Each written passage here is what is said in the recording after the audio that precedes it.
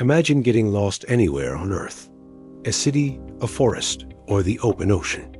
Now imagine a system in space, quietly calculating your position every second. It knows exactly where you are. Most people think GPS exists to help us find restaurants or avoid traffic, but that was never its original purpose.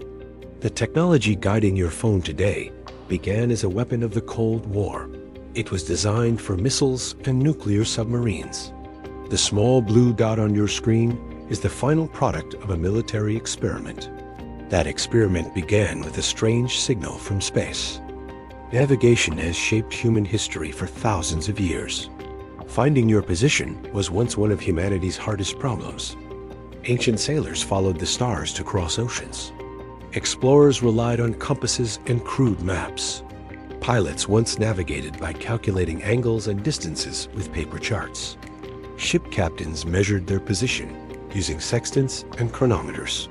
Getting lost was common and sometimes deadly. Entire expeditions disappeared because they could not determine where they were. Today, billions of people carry devices that instantly calculate their exact location. It works almost anywhere on Earth. It works in deserts, mountains, dense cities, and empty oceans. The system behind this ability is called the Global Positioning System. Most people simply call it GPS. It is now one of the most important technological infrastructures on Earth. Yet almost nobody thinks about how it works. Even fewer people know why it was created. The story begins in the tense atmosphere of the Cold War, a moment when technology and fear were tightly connected. On October 4, 1957, the Soviet Union launched a small metal sphere into orbit. That sphere was called Sputnik. Sputnik was the first artificial satellite ever placed around Earth. It emitted a simple repeating radio signal. To most people, the signal sounded harmless. It was just a steady beep from space. But scientists in the United States noticed something unusual. The frequency of the signal changed as Sputnik moved across the sky. The signal became higher when the satellite approached observers. It became lower as it moved away. This effect is known as the Doppler shift. It occurs whenever a sound or radio source moves relative to a listener. Two American physicists realized something remarkable about this signal. The shifting frequency revealed the satellite's motion. If you knew the satellite's orbit, you could measure the Doppler shift. That measurement could reveal your own location on Earth. In other words, a satellite could help people find themselves. This idea was revolutionary at the time. The concept soon became the foundation for the first satellite navigation system. The system was called Transit.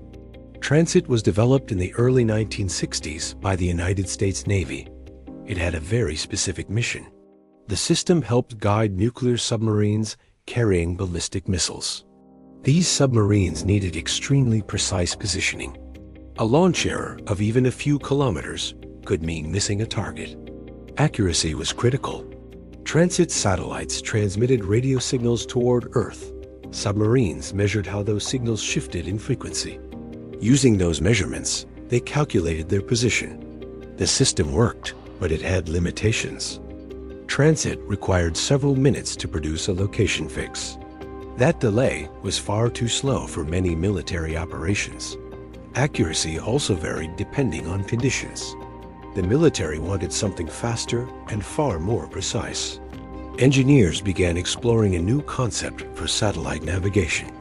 Instead of measuring frequency shifts, they would measure time. The idea was deceptively simple. Satellites would broadcast extremely precise timestamps. Receivers on Earth would record when the signals arrived. The difference between those times revealed distance. Because radio waves travel at the speed of light, the delay could be converted into meters. Multiple satellites would allow triangulation. With enough satellites, a receiver could determine its position instantly. The concept required incredibly accurate clocks. Normal clocks were not precise enough for this system. Even tiny errors could produce massive location mistakes. Engineers turned to atomic clocks. These devices measure time using the vibrations of atoms. Atomic clocks are astonishingly precise. Some lose less than a second over millions of years. Each satellite in the new navigation system would carry several atomic clocks. These clocks would broadcast time signals continuously. Receivers would compare signals from multiple satellites. By solving several distance equations, the receiver could find its position. This ambitious project became known as Navstar GPS. Development began in the early 1970s. The system required launching dozens of satellites into orbit. It also required ground stations to monitor and correct satellite clocks. The first experimental GPS satellite launched in 1978. Engineers tested the system for years afterward. Building the full network took decades. It also required billions of dollars. Throughout this period, the Cold War remained a constant backdrop. GPS was still considered a strategic military technology. By 1995, the system was finally declared fully operational. 24 satellites formed the core constellation. These satellites orbit about 20,000 kilometers above Earth. Their paths ensure global coverage. At any moment, several satellites are visible from almost any location. Your GPS receiver listens to their signals. Each satellite broadcasts two pieces of information. One is the satellite's precise position in orbit. The other is the exact time the signal is transmitted. Your device compares that time with its own clock. The signal delay reveals the distance to the satellite. Signals from multiple satellites create intersecting spheres of distance. Where those spheres intersect, your position is determined. 4 satellites allow the receiver to calculate latitude, longitude, altitude, and time. The result is your location on Earth. The process happens in fractions of a second. Modern GPS systems can determine position within a few meters. Specialized systems can achieve centimeter accuracy. But early civilian GPS users did not get full precision. The U.S. military intentionally reduced accuracy. This limitation was called selective availability. Artificial errors were added to civilian signals. Civilian receivers could only determine location within about 100 meters. Military receivers had full accuracy. That situation lasted for many years. Then something changed in the year 2000. The United States government permanently disabled selective availability. Civilian GPS accuracy improved immediately. Navigation technology exploded across the world almost overnight. Car navigation systems became common. Airplanes and ships adopted GPS for routine navigation. Surveyors used it to map land precisely. Soon, smartphones integrated GPS receivers as well. The technology became part of everyday life. Ride-sharing services depend on GPS to track vehicles. Delivery companies coordinate thousands of drivers using it. Fitness watches record running routes and distances. Emergency responders locate people in distress. Farmers use GPS-guided tractors to plant crops with incredible precision. Construction equipment uses GPS to level land automatically. Financial networks also rely on GPS timing signals. Stock exchanges synchronize transactions using satellite time. Power grids use GPS clocks to coordinate electricity across large regions. Telecommunications networks depend on the same signals. GPS quietly became part of the infrastructure of modern civilization. Most people barely notice it. Despite its importance, GPS has weaknesses. The signals reaching Earth are extremely faint. By the time they arrive, they are weaker than many background radio sources. That makes them vulnerable. A small transmitter can block GPS signals in an area. This interference is called jamming. Another threat is spoofing. Spoofing involves broadcasting fake GPS signals. Receivers may calculate a completely incorrect location.